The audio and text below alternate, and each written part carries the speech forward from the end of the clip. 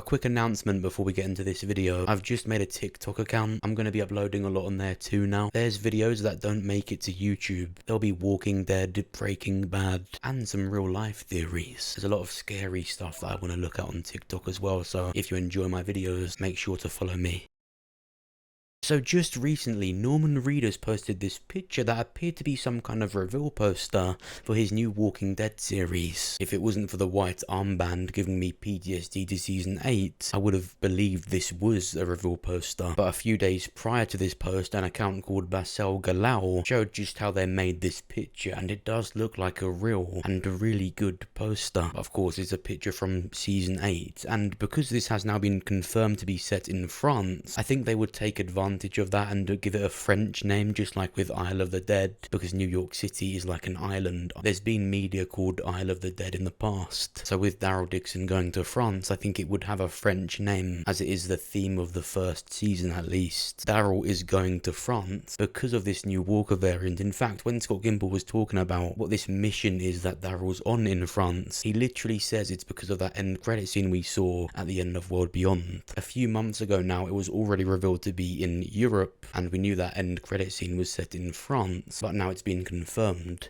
And the whole point of this video, the reason I'm making this today, is we now have a full map on when these shows are going to happen, but more importantly, what they're going to be about. I mean, the first question was why are these characters getting split up? You've got Negan and Maggie, Rick and Michonne in their own show now, and then you've got Daryl. So let's start with the Daryl one. Because of what's been said about the Daryl show recently, it's the show I'm more looking forward to now. If Daryl finds himself with new people, he's a fish out of water. It's not funny. In France, in a country that's going through in the apocalypse an entirely different thing, having to reinvent himself again, having to find himself again, and also just not being with probably the only people in the world he's comfortable with. I will say, New York City is its own world. France is its own world in the apocalypse. They're very, very different. They're very, very deep. And that's what we're trying to do with these shows. We're trying to have these big characters in these big new worlds. In France, there's this new Walker variant in the main show now, and likely in New York City with Negan and Maggie, there'll be those Frank Darabont smarter walkers. That to me, even though it is so much different to the main show with the setting and obviously the new walkers, is going to be classic The Walking Dead. I mean, I think back to my favourite times in the show, and it has been when Daryl is this lone wolf character, up until season 9 where Rick left and he stepped up, but that was great. But after season 11, I think it would be really, really great to see Daryl like a fish out of water again, like you said. So I'm definitely more excited for the Daryl show in that regard. From the concept alone, I just can't wait to see a familiar Walking Dead character get chucked into this completely different apocalypse. I mean, that is pretty much like him going to a different universe from another zombie movie, so it sets him free from any burdens that the main show would give him, and we get to see him take on this completely different new adventure. So that for me brings on more excitement now that it's been confirmed. Daryl show with new zombies, what's not to like? It's the coolest thing I think the franchise has ever done. Daryl.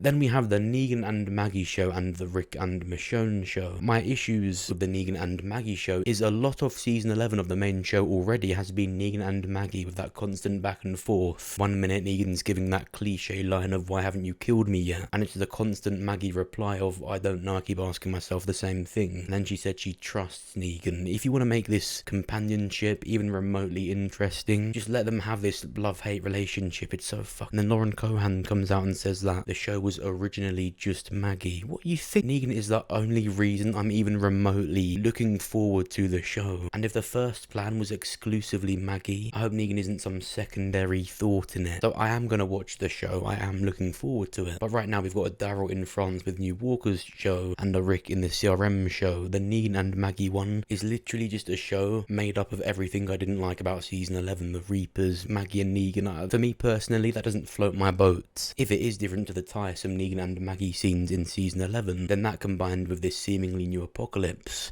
will be really great to see, in which case I will be excited for it, and I'm sure my thoughts will change the closer we get to the release of it. And then there's the Rick and Michonne show. Now obviously it's Rick, just seeing Andrew Lincoln back as Rick will be really cool to see. I've said this before, even if it turns out to be absolutely hideous, just seeing him back as that character after nearly 5 years will be really, really cool. The reason right now I'm more looking forward to and more interested in the Daryl show is because of what's been coming out about the Rick show lately. There's also a lot of dread with how the idea of this project has changed. I'm not talking just about it turning into a TV show. That was probably always the best thing that was going to end up happening. The 6 hours is better than an hour and 30 minutes argument isn't even an argument. Like I said in my last Walking Dead video, 6 hours isn't the same as 6 episodic hours. I recommend watching Kenobi or Moon Knight. It won't be 6 hours of just Rick. In fact, I'm pretty sure 3 hours of it will now be Michonne. Moon Knight and Kenobi are perfect examples of what could happen with the Rick show now that they're actually marketing this thing as Rick and Michonne. The amount of times I've heard Scott Gimple and Andrew Lincoln say epic love story is what alarms me a bit. I never want to hear Scott Gimple ever say ever epic or love story. I've seen what your love stories are. Don't get me wrong, love and family are a very important part of Rick's character, and Michonne was always going to play a big part in the movies. She literally left the show to then later appear in whatever the Rick movies were going to be. When it was first announced as a movie trilogy, Scott Gimple said it would be a lot like Logan. It would be more sci-fi, but now it's epic love story. Now, in terms of release dates, we know the Negan and Maggie one will most likely be next August. Then in October, the Rick and Michonne show. So I think in some time between that, we could get the Daryl show. But what do you think? What do you think about this recent news about all these shows? Which show out of all of them are you most looking forward to? Let me know what you think down below. Press the like button if you enjoyed the video. Subscribe if you're new. Thank you for watching. I'll see you soon.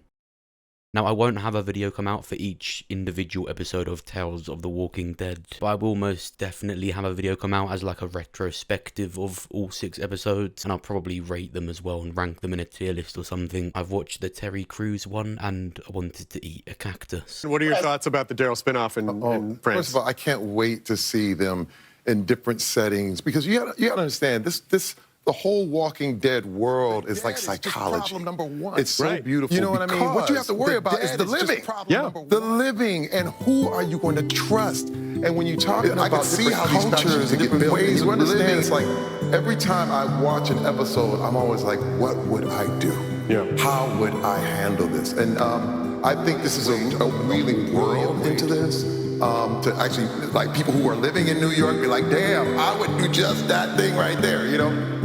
And it just expands this world beyond belief.